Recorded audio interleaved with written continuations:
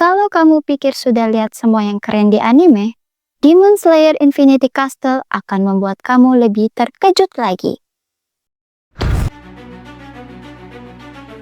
Film ini bukan sekedar tontonan aksi, tapi karya sinematik yang puitis dengan menggabungkan kekuatan visual, suara, dan makna kemanusiaan yang mendalam. Infinity Castle melanjutkan kisah para pembasmi iblis yang kini menghadapi pertempuran di sebuah istana tak berujung. Istana ini terus berubah bentuk. Ini bukan sekedar latar fisik, tapi simbol labirin jiwa manusia.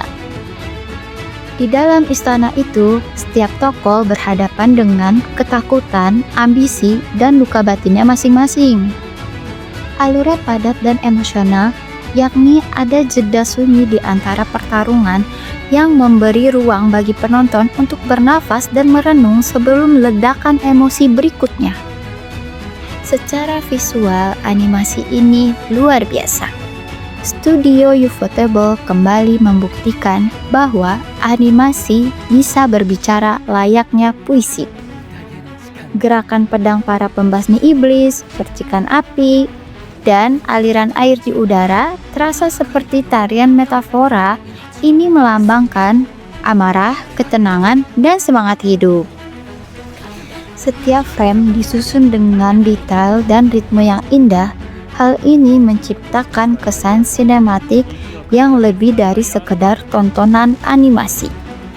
Dari sisi audio, Infinity Castle juga sangat memukau. Desain suaranya sangat halus, contohnya derap langkah, denting pedang, bahkan suara hembusan nafas terdengar begitu nyata. Kemudian musiknya bagaikan orkestra emosi yang mengiringi tiap adegan dengan ketegangan dan rasa haru. Suara tidak hanya berfungsi sebagai latar, tapi juga bahasa rasa yang menguatkan narasi. Di balik ledakan aksi, film ini menyimpan pesan moral yang mendalam loh.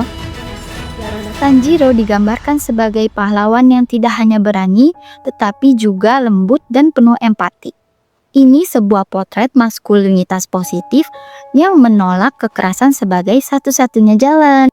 Ia melawan iblis dengan tekad, tapi juga dengan belas kasih, seolah berkata bahwa musuh sejati bukan di luar diri, melainkan di dalam hati manusia. Demon Slayer Infinity Castle bukan hanya sekedar film aksi, tapi karya seni yang menyatukan bahasa, suara, dan jiwa. Setiap adegan adalah sajak, setiap suara adalah emosi, dan setiap luka adalah pelajaran hidup.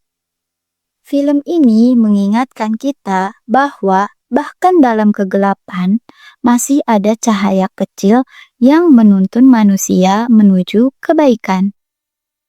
Pertarungan terbesar bukan di medan perang, melainkan di dalam hati manusia.